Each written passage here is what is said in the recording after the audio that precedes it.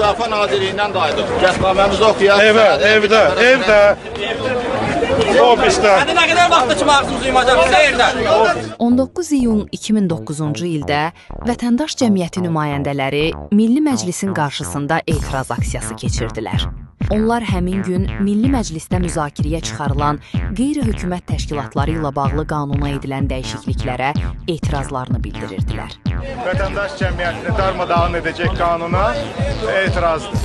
Bu dəyişikliklərin məqsədi Azərbaycanda müstəqil QHT-lərin kökünü kəsmək. Aksiyaya polislər müdaxilə etmişdi. Bəyan edirik ki, bu dəyişikliklər və əlavələr qəbul ediləcəyi təqdirdə onun ləğv edilməsi ilə bağlı Sonradan icazə verildi ki, aksiyaçıların nümayəndəsi qətnaməni parlamentə çatdırsın. Döndü yox. Vətəndaş cəmiyyəti nümayəndələri eyni tələblə iyunun 30-da yenidən Milli Məclisin qarşısında etiraz aksiyası keçirdilər.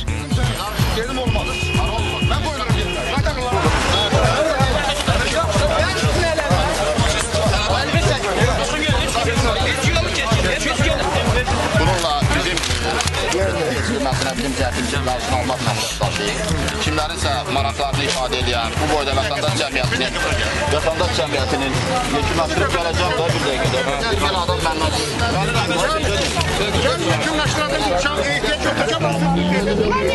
vətəndaş cəmiyyətinin üstündən heç kəs orada iştirak eləməyibdir. Və gizli, qeyri-şəffaf şəkildə müzakirə olunan, qəbul olunan qanunlar yoxdur.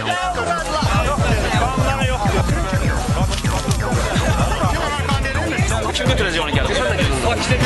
Rövşən də gedir. Düz gedin. 3 nəfər gedir. Burada bir nəfər əlavədən verir.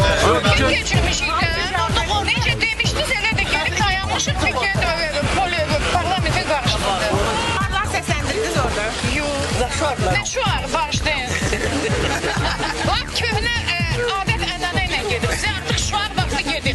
İş görməyə var. Həmin gün Milli Məclisdə QHT-lərlə bağlı qanuna təklif olunan dəyişikliklərin ikinci oxunuşu var idi. Milli Məclisdə görüşdə iştirak edən QHT nümayəndələri bildirdi ki, onların irad və təklifləri nəzərə alınıb, həmin qanunda məhdudlaşdırıcı müddəalar layihədən çıxarılıb. Qanun layihəsini aldı. Qanun layihəsini aldı. Bütün əksəriyyəti çıxarılıb. Demək olar ki, qalibiyyətdir. İndi qoy qəbul et. Hələ tez də kişilər, tez nədir?